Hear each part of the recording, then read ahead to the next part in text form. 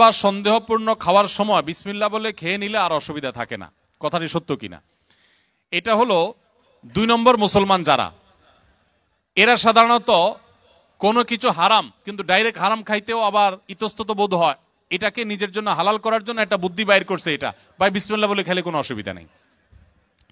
অনেক ডায়াবেটিসের রোগী আছে, তার জন্য মিষ্টি খাওয়া নিষেধ, কিন্তু সে এটা খাওয়াকে হালাল করার জন্য এই মাসালা বাইর করে, বলে আরে বিসমিল্লাহ বলে খেলে কিছু হয় না।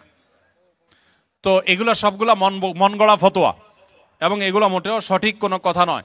যেটা হারাম সেটা বিসমিল্লাহ বলে খাইলে শুধু হারাম হবে না, হারাম ডাবল হবে আরো।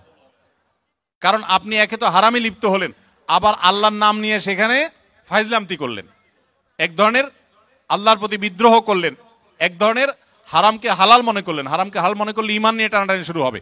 এই জন্য ভাই কোনো কিছু সন্দেহপূর্ণ মনে হলে ওটা অ্যাভয়েড করতে হবে এবং হালার দিকে যেতে হবে। নবী সাল্লাল্লাহু আলাইহি ওয়াসাল্লাম বলেছেন, দা মা ইউরিবুকা ইলা মা লা ইউরিবুক, তোমার যেটা সন্দেহ হয় এটা বাদ দিয়ে যেটা সন্দেহ হয় না সেই জায়গায় তোমাকে যেতে হবে। স্বামী স্ত্রী দুজনেই যদি জান্নাতে যায় তাহলে তারা কি এক জান্নাতে থাকবে নাকি আলাদা জান্নাতে থাকবে? স্বামী স্ত্রী দুজনে যদি জান্নাতে যায়, দুজনকে 2 জান্নাতে দিলে তারা সুখে থাকবে না এক জান্নাত দিলে সুখে থাকবে? কি বলেন? আপনারা যারা বিবাহ করেছেন, স্বামী স্ত্রী দুজনেই আল্লাহ চাহেন তো জান্নাতে দিলেন, দুজনকে আল্লাহ তাআলা 2 জান্নাতে রাখলেন, তো আপনারা কি মানসিকভাবে সুখে থাকবেন? তাহলে কিভাবে এটা প্রশ্ন আসতে পারে বা কিভাবে এই প্রশ্ন উঠতে পারে? মনে রাখবেন, স্বামী স্ত্রী উভয়ে যদি জান্নাতে যান আল্লাহ তাআলা উভয়কে একসঙ্গে রাখবেন, শুধু তা নয়, জান্নাতে যে হুররা থাকবেন এই হুরদের সবার নেতৃত্বে থাকবেন তার স্ত্রী।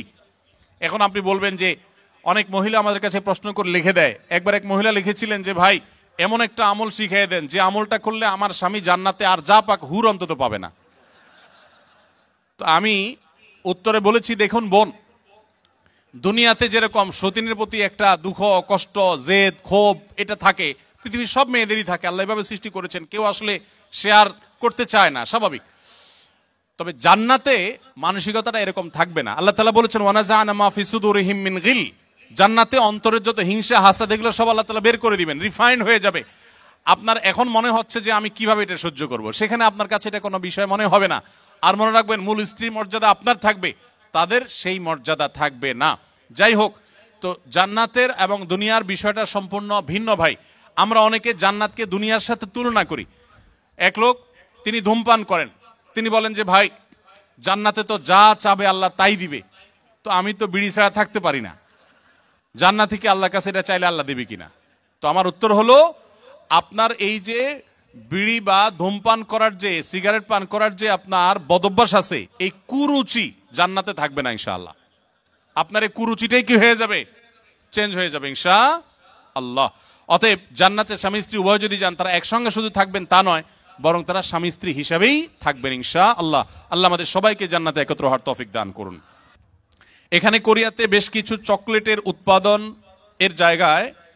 উপাদানের জায়গা লেখা থাকে সাসুগি বা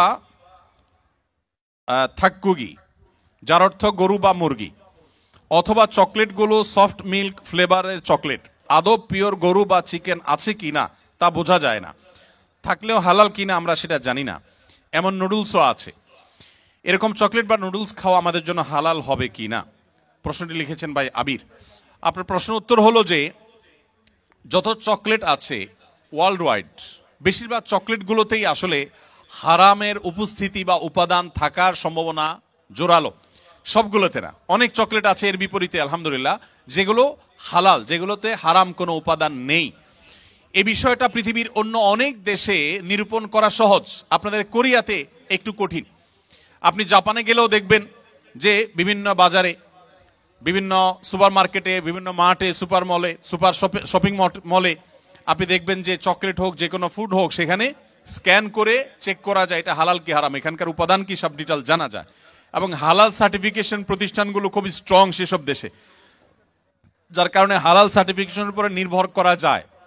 আপনাদের এখানে এখনো সেটা হয় নাই, তবে আলহামদুলিল্লাহ যেভাবে দিন দিন আমাদের প্রবাসী বাংলাদেশি ভাইরা বাড়ছেন, পাকিস্তানি আরাবিয়ান অন্যান্য দেশি ভাইরাও দিন দিন আসছেন, আশা করা যায় অচিরেই ইনশাআল্লাহ কোরিয়াতেও হালাল সার্টিফিকেশনের অথরিটি এরকম গড়ে উঠবে, তখন আপনাদের জন্য সহজ হবে। আপাতত যারা এখানে আছেন আমি তাদেরকে বলবো, আপনি এটার উপাদানের মধ্যে সন্দেহপূর্ণ কোনো কিছু থাকলে সেটাকে অ্যাভয়েড করবেন।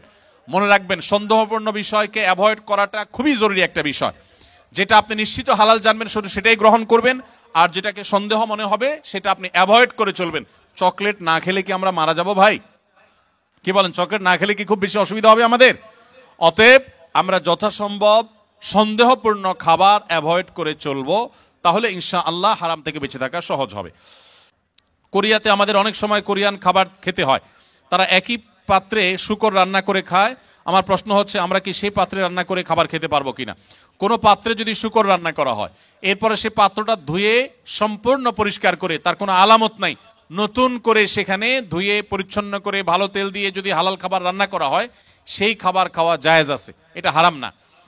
যদি পাত্র ধুয়ে পরিষ্কার করে রান্না করা, আর যদি না ধোয়া হয় ওই পাত্রে আবার রান্না করা হয়, তাহলে আবার কি হবে না? খাওয়া জায়েজ হবে না। ঔষধের ভিতর যদি শুয়োরের কোনো উপাদান থাকে, তাহলে সে ওষুধ খাওয়া জায়েজ হবে কিনা? যদি কোনো ঔষধে শুকরের কোনো শরীর বা উপাদান থাকে, তাহলে সে ওষুধ সেবন করা জায়েজ হবে না। যদি বিকল্প কোনো ওষুধ থাকে, যদি আল্লাহ না করুক এমন কোনো রোগ হয় যেই রোগের এছাড়া আর কোনো ট্রিটমেন্ট নাই এবং মরণাপন্ন অবস্থা হতে পারে, তাহলে নিরুপায় হলে সেই ব্যক্তির জন্য বহু শর্ত সাপেক্ষে সেটা জায়েজ হতে পারে। কিন্তু যখনই বিকল্প কোনো কিছু আছে, তখন কিন্তু আপনার জন্য হারাম ঔষধ সেবন করা যায়।